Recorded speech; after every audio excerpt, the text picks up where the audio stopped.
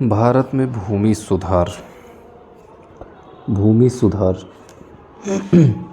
Land reforms.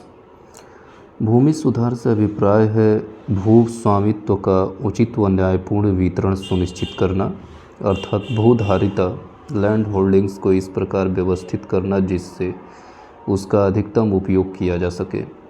भूमि एक मूलभूत प्राकृतिक एवं सीमित संसाधन है। अंग्रेजी शासन से पूर्व अर्थात मुगल काल में भूमि को एक पूर्ण स्वामित्व किसी के पास नहीं था। भूमि से संबंध रखने वाले सभी वर्गों का भूमि पर अधिकार था। कृषक को पट्टेदारी का संरक्षण उस समय तक ही था जब तक वह स्वामी को परस्पर निश्चित किया हुआ भाग अर्थात अनाज का हिस्सा देता रहा। औपनिवेशिक शासन में विभिन्न ब्रिटिश नीतियां उनके आर्थिक हितों की पूर्ति के लिए बनाई गई थीं एवं ब्रिटिश शासन का प्रमुख उद्देश्य अधिक से अधिक लाभ कमाना था।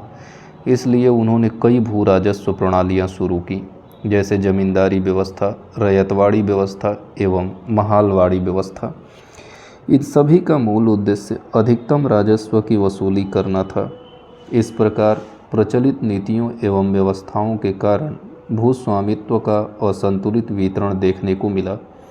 इस असंतुलन को दूर करने के लिए एवं शोषणकारी आर्थिक संबंधों को तोड़ने के लिए भूमि सुधार की आवश्यकता महसूस की गई। भूमि सुधार के माध्यम से कृषि उत्पादकता को बढ़ाने एवं सामाजिक न्याय को सुनिश्चित करने का प्रयास किया गया। इसके अतिरिक्त भूमि सुधार के अंतर्गत रोजगार के अन्य अवसरों का सृजन करने, आर्थिक क्रियाओं में कृषि भागीदारी को बढ़ावा देने एवं भूमि का प्रभावी एवं कुशलतम उपयोग करने जैसे उद्देश्य की पूर्ति के लिए प्रयास किए गए। भूमि सुधार का उद्देश्य कृषि क्षेत्र में उत्पादन के कारकों में आवश्यकता अनुसार सुधार करना है, जिसके फलस्वरूप कृषि उत्पादकता अधिकतम हो सके। कृषि क्षेत्र में उत्पादकता मुख्यतः दो तत्वों पर निर्भर करती है: संस्थागत सुधार और तकनीकी सुधार। संस्थागत सुधार के इसके अंतर्गत जमींदारी उन्मूलन के जरिए मध्यस्थ वर्ग का अंत करना, भूस्वामित्व का कृषकों के हित में पुनर्वितरण, खेतों के आकार में सुधार करना एवं हदबंदी के जरिए एक सीमा से अधिक भूमि रखने की स्थिति में अधिशेष भूमि का भूमिहीनों के बीच पुनर्वितरण करना शामिल है। साथ ही चकबंदी के जरिए भूमि के बिखरे हुए छोटे छोटे टुकड़ों को एक जगह इकट्ठा करना, सहकारी कृषि एवं सामुदायिक कृषि को बढ़ावा देना, खेतों के उपविभाजन एवं विखंडन को रोकना, भूधारण अधिकारों की सुरक्षा करना, लगान में कमी, काश्तकारों को भू स्वामित्व प्रदान करना आदि भी संस्थागत सुधार के महत्वपूर्ण भाग हैं। तकनीकी सुधार अर्थात टेक्निकल रिफॉर्म्स। तकनीकी सुधारों में उन्नत किस्म के बीज, जैविक खाद व कीटनाशक, खरपतवारनाशक, बेहतर सिंचाई व्यवस्था, ऊर्जा, ऋण या वित्त व्यवस्था, भंडारण सुविधाएं, विपणन, उन्नत कृषि विधियों व तकनीकों को शामिल किया जाता है।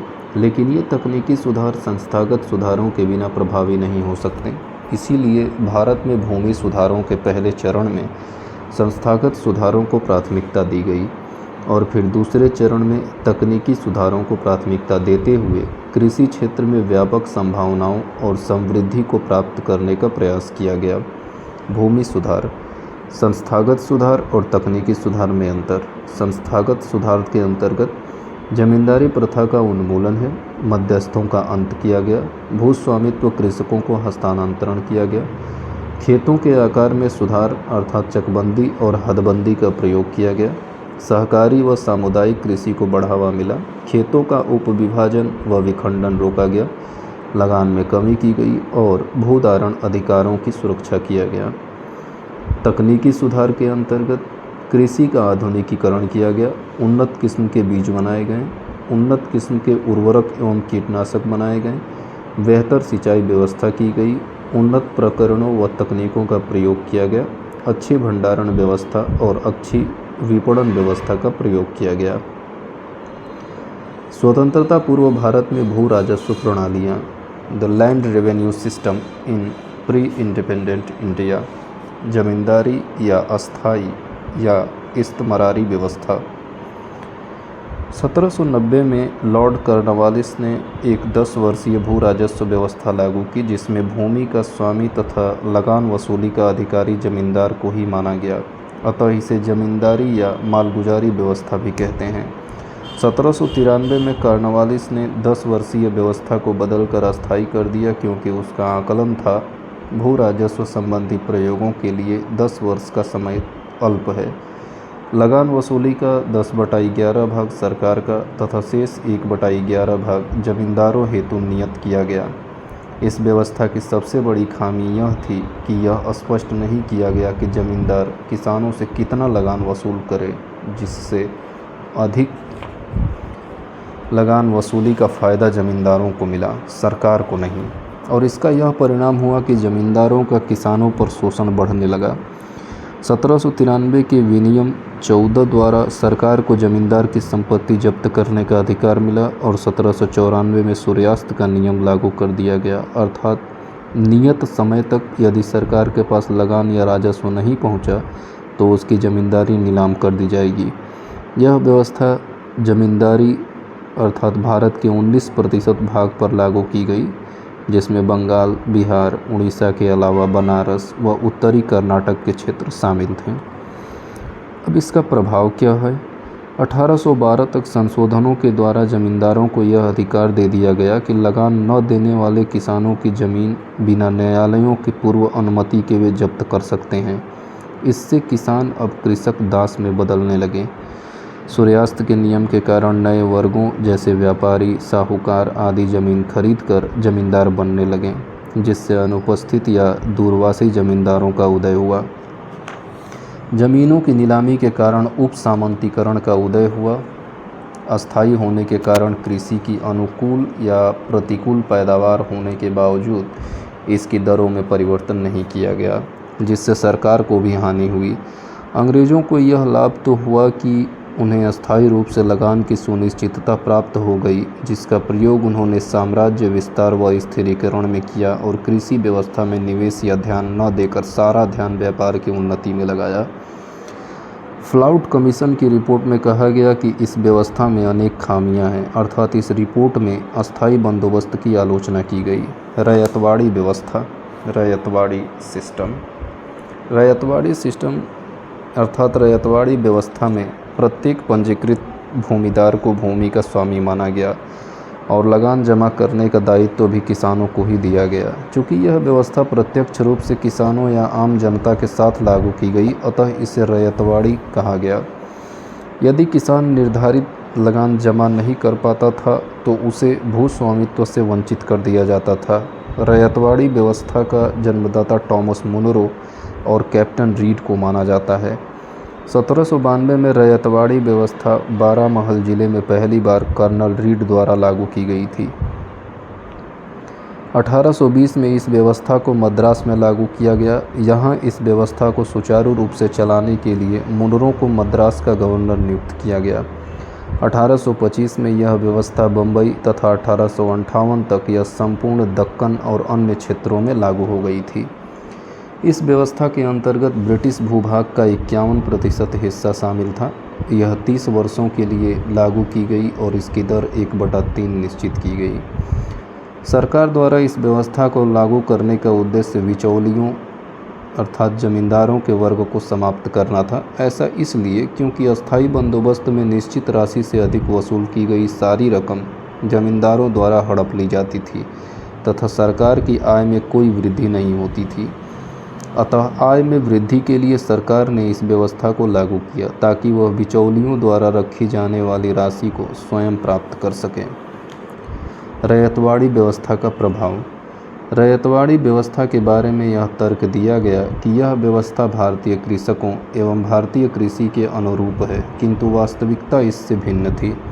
व्यवहारिक रूप में यह व्यवस्था भी जमींदारी व्यवस्था से कम हानिकारक नहीं थी। इस व्यवस्था ने ग्रामीण समाज की सामूहिक स्वामित्व की अवधारणा को समाप्त कर दिया तथा जमींदारों का स्थान स्वयं ब्रिटिश सरकार ने ले लिया। सरकार ने अधिक से अधिक राजस्व वसूलने के लिए मनमाने ढंग से भू राजस्व का निर्धारण किया तथा किसानों को बलपूर्वक अधिक उत्पादन के लिए बाध्य किया। इस व्यवस्था के तहत किसान का भूमि पर तब तक ही स्वामित्व रहता था जब तक कि वह लगान की राशि सरकार को निश्चित समय के भीतर अदा करता रहे, अन्यथा उसे भूमि से बेदखल कर दिया जाता था। अधिकांश क्षेत्रों में अधिक राजस्व प्राप्ति के लिए लगान की दरें ऊंची रखी गई थी। महालवाड़ी व्यवस्था। महालवाड़ी सिस्टम। महाल का तात्पर्य गांव होता है। इस व्यवस्था के अंतर्गत गांव के मुखिया से सरकार का लगान वसूली का समझौता होता था, जिसे महालवाड़ी बंदोबस्त कहा गया।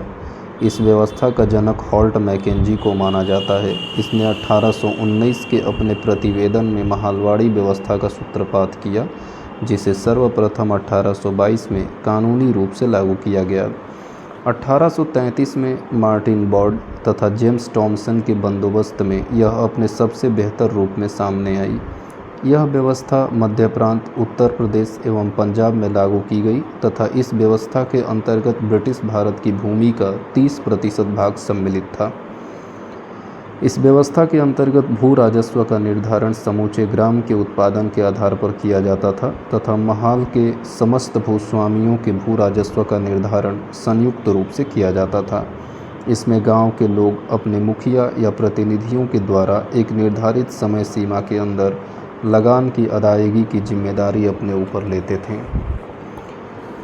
महालवाड़ी व्यवस्था का प्रभाव। महालवाड़ी व्यवस्था का सबसे प्रमुख दोष यह था कि इसने महाल के मुखिया या प्रधान को अत्यधिक शक्तिशाली बना दिया। किसानों को भूमि से बेदखल कर देने के अधिकार से उनकी शक्ति अत्यधिक बढ़ गई। इस व्यवस्था का दूसरा दोष यह था कि इससे सरकार एवं किसानों के प्रत्यक्ष संबंध समाप्त हो गए। इस पद्धति के अंतर्गत लगान का निर्धारण अनुमान पर आधारित था और इसकी विसंगतियों का लाभ उठाकर कंपनी के अधिकारी अपनी स्वार्थ सिद्धि में लग गए तथा कंपनी को लगान वसूली पर अधिक खर्च करना पड़ा। परिणाम स्वरूप यह व्यवस्था बुरी तरह विफल रही। भूमि सुधार के उद्देश्य। Objectives of land reforms. औपनिवेशिक शासन के दौरान जमींदारी व्यवस्था मूल रूप से आर्थिक शोषण पर आधारित व्यवस्था थी। जमींदारी व्यवस्था ने एक ऐसा परजीवी वर्ग पैदा कर दिया जो दूसरों की मेहनत पर पलता था।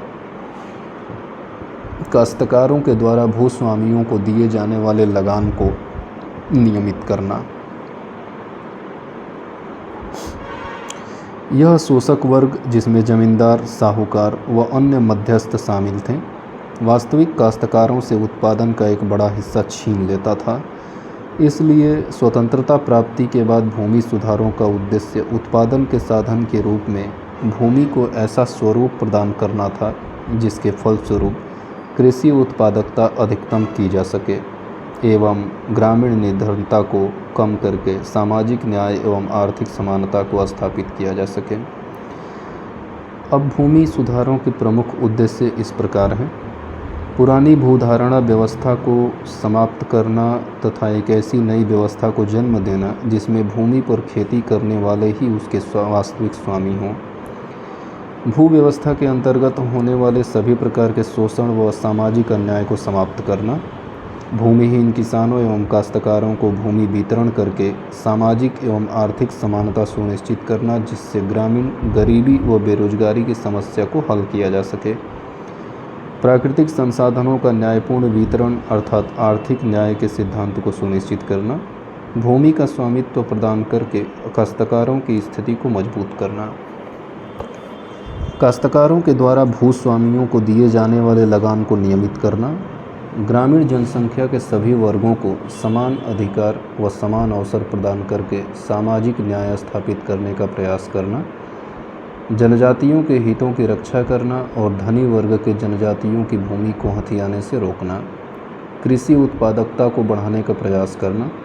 सार्वजनिक भूमियों का विकास करना।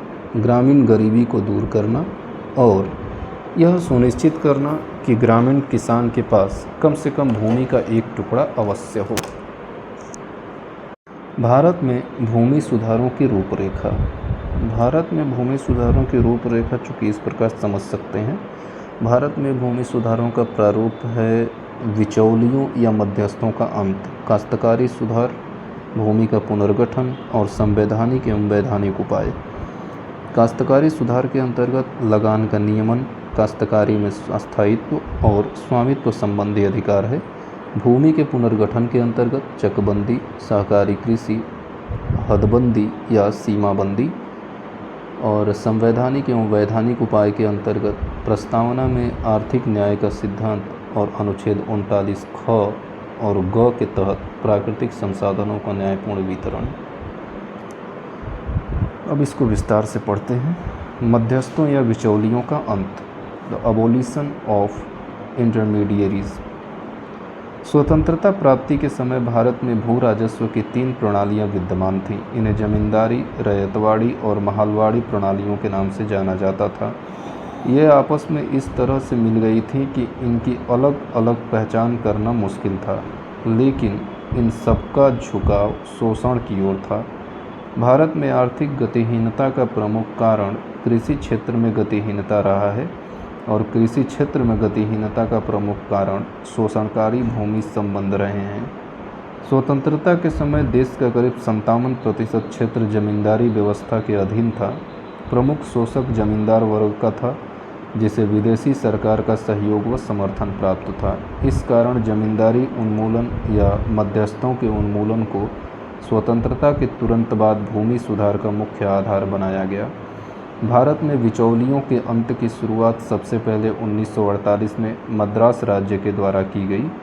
उत्तर प्रदेश, मध्य प्रदेश जैसे राज्य जहां अस्थायी बंदोबस्त लागू नहीं थे, वहां भूमि सुधारों का आसानी से क्रियान्वयन किया गया।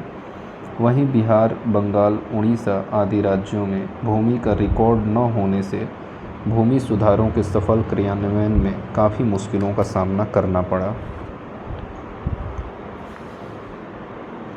किंतु जमींदारी व्यवस्था के उन्मूलन से संबंधित अधिनियमों को बनाने, उन पर बहस करने, संशोधन करने तथा अंततः लागू करने में काफ़ी समय लग गया। अधिकतर राज्यों ने पहली योजना समाप्त होने से पूर्व भूमि सुधारों के संबंध में कानून पारित कर दिए थे, परंतु जब कानून बनाए गए और उन्हें लागू करने का समय आया तो जमींदारों ने कई प्रकार की अड़चनें पैदा की। जमींदारों ने न्यायालयों का सहारा लिया। भूमि रिकॉर्ड्स और दस्तावेज में अनेक प्रकार के फेरबदल कर दिए गए। किंतु इन सब समस्याओं के बावजूद भी स्वतंत्र भारत में सामंतवादी कृषि ढांचे का अंत हुआ तथा भूमि पर खेती करने वाले वास्तविक किसानों के शोषण में भी कमी आई तथा मध्यस्थों का उन्मूलन होने से भूस्वामियों की समस्या का कुछ हद तक समाधान भी हो पाया। राज्यों द्वारा जमींदारी उन्मूलन के लिए इस प्रकार वर्ष है 1948-50 में मद्रास, बॉम्बे और हैदराबाद, 1951 में बिहार, उत्तर प्रदेश, मध्य प्रदेश और असम, 1952 में उड़ीसा, पंजाब, सौराष्ट्र एवं राजस्थान में और 1954 में पश्चिम बंगाल, हिमाचल प्रदेश एवं दिल्ली में जमींदारी उन्मूलन किया गया।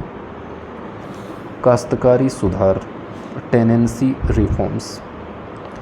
काश्तकारी व्यवस्था के अंतर्गत कृषि भूमि का मालिक खुद खेती नहीं करता और भूमि को काश्तकारों को कृषि कार्यों हेतु पट्टे पर दे देता है। स्वतंत्रता से पहले भारत में जमींदारी तथा रैयतवाड़ी दोनों ही प्रणालियों में भूमि को पट्टे पर देने की प्रथा व्यापक रूप से प्रचलित थी। भारत में भूमि सुधार कार्यक्रम लागू करने से पहले मुख्य रूप से 3 प्रकार की काश्तकारी होती थी: दखल काश्तकारी, ऐच्छिक काश्तकारी और उप काश्तकारी। दखलकारी काश्तकारी, ऑक्यूपेंसी टेनेंसी, इसके अंतर्गत काश्तकारों को अपनी कृषि जोतों पर अस्थायी अधिकार मिले हुए थे, इसलिए जमींदार उन्हें कानूनी रूप से बेदखल नहीं कर सकते थे। ऐच्छिक काश्तकारी, टेनेंसी एट विल, इसके अंतर्गत काश्तकारों को अपनी भूमि पर कोई स्वामित्व संबंधी अधिकार प्राप्त नहीं थे, जमींदार उन्हें कभी भी बेदखल कर सकते थे। और उप काश्तकारी, सब टेनेंसी, काश्तकार अपने उपयोग हेतु पट्टे पर ली गई कृषि भूमि को कृषि कार्यों हेतु अन्य किसी काश्तकार या उप काश्तकार को दोबारा पट्टे पर दे देते थे। उप काश्तकारों की आर्थिक एवं सामाजिक स्थिति अत्यंत दयनीय होती थी। विभिन्न भूमि सुधारों के द्वारा जमींदारी व्यवस्था के उन्मूलन का प्रयास किया गया, लेकिन इसमें पूर्णतया सफलता प्राप्त नहीं हो सकी। जमींदारों द्वारा भूमि सुधारों में व्याप्त कमियों का लाभ उठाया गया एवं आज भी वे बड़े किसानों, ग्रामीण पूंजीपतियों के रूप में विद्यमान हैं। मध्यस्थों के उन्मूलन और काश्तकारी सुधारों से संबंधित सरकारी प्रयासों के आलोक में प्रमुख 3 नीतियों की चर्चा की जाती है: लगान का नियमन, काश्तकारी में अस्थायित्व और स्वामित्व संबंधी अधिकार। लगान का नियमन, the regulation of agricultural rent. औपनिवेशिक शासनकाल में भारतीय काश्तकारों की स्थिति अत्यधिक लगान की दर के कारण काफ़ी दयनीय हो चुकी थी। यह लगान दर का उत्पादन का 34 से 75% तक थी। इसलिए 1947 के बाद काश्तकारों पर लगान का भार कम करने के लिए कदम उठाए गए। भारत में काश्तकारी को अवैधानिक नहीं माना गया है। लगान के नियमन के अंतर्गत इस बात की कोशिश की जाती है कि भूस्वामियों द्वारा काश्तकारों से अधिक लगान न वसूला जाए। इस संदर्भ में योजना आयोग, वर्तमान में योजना आयोग के स्थान पर नीति आयोग का गठन किया जा चुका है, द्वारा यह मार्ग दिया गया कि लगान की अधिकतम मात्रा कुल उपज के 1/5 से 1/4 भाग अर्थात 20% से 25% तक ही हो। विभिन्न राज्यों द्वारा लगान के नियमन हेतु विभिन्न प्रकार के कानून बनाए गए, लेकिन व्यवहारिक रूप से लगान संबंधी कानूनों का कठोरता से पालन न होने से भारत में इस क्षेत्र में अधिक सफलता देखने को नहीं मिली है। इसके पीछे निम्न कारण उत्तरदायी रहे हैं। भारत के ग्रामीण क्षेत्रों में जनसंख्या के अधिक दबाव के कारण भूमि की सापेक्षिक कमी पाई जाती है। भूस्वामियों का ग्रामीण व्यवस्था पर पूरा नियंत्रण है और वे अपनी मजबूत आर्थिक व सामाजिक स्थिति के बलबूते काश्तकारों से कहीं अधिक लगान वसूलने की स्थिति में हैं। काश्तकारों के आर्थिक सशक्तिकरण का अभाव है। भूस्वामियों द्वारा काश्तकारों को विभिन्न रूपों में शोषण किया जाना और जमींदारों द्वारा काश्तकारों को भूमि से हटाए जाने का डर। काश्तकारी में अस्थायित्व, द स्टेबिलिटी इन टेनेंसी। काश्त का अधिकार अस्थायी होने पर किसान की भूमि में वैयक्तिक रुचि कम होती है। परिणाम स्वरूप वह भूमि की सुरक्षा करने, कुएं खोदने, पक्की बाड़ लगाने एवं खेत के रखरखाव तथा विकास पर किसी प्रकार का ध्यान नहीं देता है। काश्तकार के अधिकार छिन जाने के डर के कारण कृषि भूमि को सुधारने, बंजर भूमि को कृषि योग्य बनाने, मिट्टी की उर्वरता बनाए रखने के लिए दीर्घकालिक योजनाएं तैयार करने का उसका सारा उत्साह ही लुप्त हो जाता है। यहाँ तक भी देखा गया है कि फसल के अंतिम वर्ष में भूमि का इतना अधिक दोहन किया जाता है कि कई बार वह पूरी तरह बंजर हो जाती है। अतः सामाजिक न्याय और अधिक उत्पादन दोनों दृष्टियों से ही काश्त अधिकार की सुरक्षा के लिए विधान बनाया जाना आवश्यक हो जाता है। काश्तकारी में अस्थायित्व के लिए विभिन्न राज्यों में अलग अलग कानून बनाए गए एवं सभी कानूनों में निम्न 3 बातों का ध्यान रखा गया। काश्तकारों की बेदखली कानूनी प्रक्रिया से हो। काश्तकारों को बेदखल करने के लिए खुद काश्त, वह भूमि जिस पर उसका स्वामी स्वयं खेती करता हो, एक आधार हो सकता है। यदि काश्तकार को बेदखल किया जाता है तो भूमि की एक न्यूनतम मात्रा काश्तकार के लिए छोड़ी जानी चाहिए। भारत में काश्तकारी में अस्थायित्व प्रदान करने को लेकर अधिक सफलता देखने को नहीं मिलती है। इस संदर्भ में नीतिगत स्तर पर निम्न मुख्य कारण पाए गए हैं: ऐच्छिक समर्पण की समस्या, खुद काश्त की सही परिभाषा नहीं दी गई, पर्याप्त भू अभिलेखों की कमी। सर आर्थर यंग नामक अर्थशास्त्री कहते हैं कि किसी व्यक्ति को उजाड़ बंजर भूमि का सुरक्षित स्वामित्व प्रदान कर दो, वह उसे हरे भरे बाग में बदल देगा और उसे हरा भरा बाग 9 वर्ष के लिए पट्टे पर दे दो, वह उसे मरुभूमि बना देगा। तीसरा है स्वामित्व संबंधी अधिकार, द ओनरशिप रिलेटेड राइट्स। विभिन्न योजनाओं में इस बात पर जोर दिया गया है कि काश्तकार जिस भूमि पर खेती करते हैं उन्हें उस भूमि पर स्वामित्व या अधिकार प्रदान किए जाएं, अर्थात उस भूमि का उसे मालिक बना दिया जाए। इसलिए कुछ राज्यों में इस संबंध में कानून पारित किए गए, परंतु कुछ राज्यों ने इस दिशा में कोई कार्य नहीं किया, जबकि कुछ अन्य राज्यों में बनाए गए कानून प्रभावी एवं पर्याप्त नहीं थे। अन्य राज्यों की तुलना में पश्चिम बंगाल, कर्नाटक तथा केरल को अधिक सफलता मिली, लेकिन कई राज्यों में काफ़ी समय तक बहुत से काश्तकारों ने अपनी काश्त अधीन भूमि को खरीदने के लिए कोई कदम नहीं उठाए, क्योंकि काश्तकारों के पास भूमि खरीदने के लिए धन का अभाव था एवं काश्तकारों द्वारा भूस्वामियों के डर से भूमि खरीदने में कोई दिलचस्पी नहीं ली गई। भूमि का पुनर्गठन, लैंड रीऑर्गेनाइजेशन। भारत में कृषि भूमि का आकार एवं उसके हिस्सों का अलग अलग फैला होना भी एक गंभीर चिंता का विषय बना हुआ था। जनसंख्या अधिक होने के साथ साथ भूमि पर दबाव लगातार बढ़ता जा रहा था। चूँकि भूमि एक सीमित संसाधन है, इसलिए भूमि के पुनर्गठन की आवश्यकता महसूस की गई। उप विभाजन एवं अपखंडन की समस्या, problem of sub division and fragmentation. जब भूमि का कई छोटे छोटे टुकड़ों में विभाजन हो जाता है तो इसे भूमि का उप विभाजन कहते हैं, जबकि अपखंडन के अंतर्गत एक व्यक्ति का कुल भूस्वामित्व तो अलग अलग स्थानों पर बिखर जाता है। भारत में जोतों का उप विभाजन एवं अपखंडन विभिन्न कानूनी, सामाजिक, आर्थिक तथा जनांगीय कारणों से देखने को मिलता है। इनके परिणाम स्वरूप कृषि भूमि छोटे छोटे टुकड़ों में बंट गई है। जोतों का आकार छोटा होता जा रहा है एवं इसी संदर्भ में कृषि गणना 2015-16 में जारी किए गए आंकड़ों में निम्न प्रवृत्ति देखने को मिलती है। जैसे वर्ष और कृषि जोत का औसत आकार देखें तो 1970-71 में 2.28 हेक्टेयर, 2000 से 2001 तक 1.33 हेक्टेयर, 2005 से 2006 तक 1.23 हेक्टेयर, 2010 से 2011 तक 1.15 हेक्टेयर, 2015 से 2016 में देखें तो 1.08 हेक्टेयर औसत आकार रहा है कृषि जोतों का। जोतों के उप विभाजन एवं अपखंडन के कारण, द कॉजेज ऑफ सब divisions and fragmentation of holdings. Bharat में जोतों के उप विभाजन और अपखंडन के पीछे निम्नलिखित प्रमुख कारणों को उत्तरदायी माना गया है।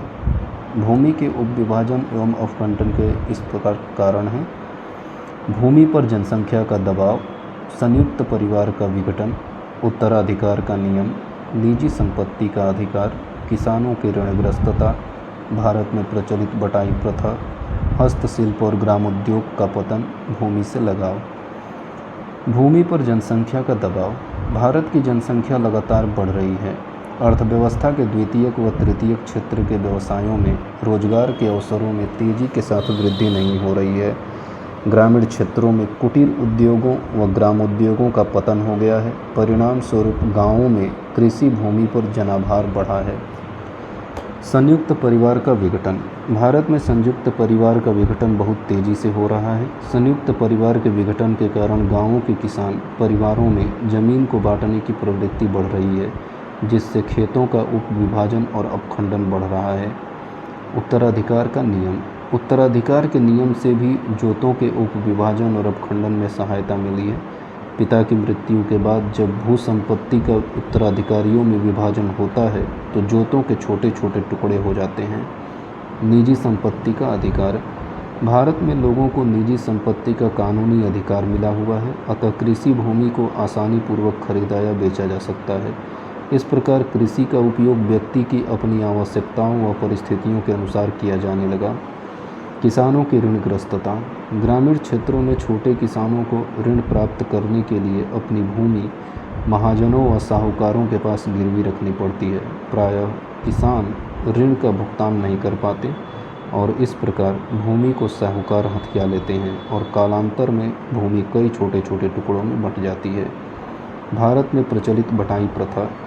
एक अनुमान के अनुसार वर्तमान में भी लगभग 40-50% भूमि किसी न किसी प्रकार की पट्टेदारी के अंतर्गत है और इसमें से काफ़ी भूमि बटाई पर है। प्रायः जमींदारी अपनी भूमि बटाई पर किसी एक काश्तकार को न देकर बहुत से काश्तकारों को देते हैं। इससे जोतों के टुकड़े हो जाते हैं। हस्तशिल्प और ग्रामोद्योग का पतन। भारत में छोटे आकार के जोतों का एक बड़ा कारण ग्राम हस्तशिल्प एवं ग्रामोद्योगों का पतन भी है। हस्तशिल्प उद्योग के कारण बहुत से शिल्पियों को रोजगार मिला हुआ था, किंतु उन्नत प्रौद्योगिकी के द्वारा उत्पादित उत्पाद के सामने हस्तशिल्प उद्योगों द्वारा निर्मित उत्पाद प्रतिस्पर्धा नहीं कर सके। इसके परिणाम स्वरूप हस्तशिल्प उजड़ गए एवं शिल्पियों को अपना पैतृक व्यवसाय छोड़कर कृषि का ही सहारा लेना पड़ा। इसका परिणाम यह हुआ कि कृषि पर अतिरिक्त भार आने लगा तथा जमीन और भी छोटे छोटे टुकड़ों में बंट गई।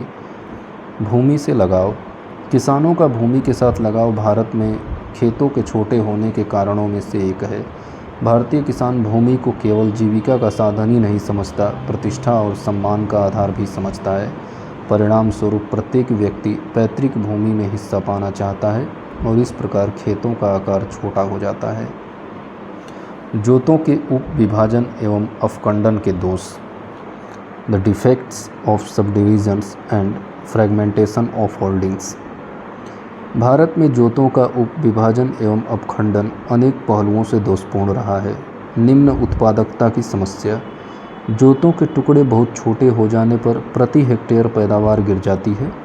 कृषक व्यावसायिक दृष्टिकोण से कृषि कार्य न करके परंपरागत रूप से ही कृषि करता रहता है तथा आधुनिक विधियों को नहीं अपना पाता है। परिणाम स्वरूप कृषि की निम्न उत्पादकता बनी रहती है। भूमि का अपव्यय, बड़े जोतों के छोटे छोटे टुकड़ों में बंट जाने से प्रत्येक खेत पर मेड़ और बाड़ लगाने की आवश्यकता पड़ती है। इनमें साधनों का अपव्यय होता ही है और इसके कारण लगभग 5% भूमि भी व्यर्थ हो जाती है। फलस्वरूप कृषि योग्य भूमि की मात्रा में कमी आ जाती है। कृषि विधियों में सुधार संबंधी कठिनाई, जोतों के आकार का छोटा होने पर आधुनिक ढंग से खेती कर पाना संभव नहीं होता। किसी भी किसान के लिए अनेक स्थानों पर बिखरे हुए खेतों के लिए निजी साधनों से सिंचाई की व्यवस्था करना एवं अन्य सुधार करना आर्थिक दृष्टि से उपयोगी नहीं होता। सिंचाई की नियमित व्यवस्था के अभाव में उर्वरकों का प्रयोग भी ठीक ढंग से नहीं हो सकता। इसलिए कृषि क्षेत्र के समस्त विकास हेतु जोतों का उप विभाजन तथा अपखंडन बाधक है। भूमि व्यवस्था में कठिनाई, उप विभाजित एवं अपखंडित जोतों पर कृषकों के लिए फसलों की देखभाल कर पाना कठिन होता है। ज़्यादा दूर दूर तक बिखरे खेतों के कारण उसका कार्य समय भी ज़्यादा लगता है एवं धन का भी अपव्यय होता है। ग्रामीण क्षेत्रों में व्याप्त प्रच्छन्न बेरोजगारी, जोतों का आकार छोटा छोटा होने पर सभी सदस्यों के लिए पर्याप्त काम नहीं होता, परंतु अन्य रोजगार के अभाव में सभी लोग इन छोटे छोटे खेतों से बंधे रहते हैं एवं गाँवों में इस प्रकार प्रच्छन्न बेरोजगारी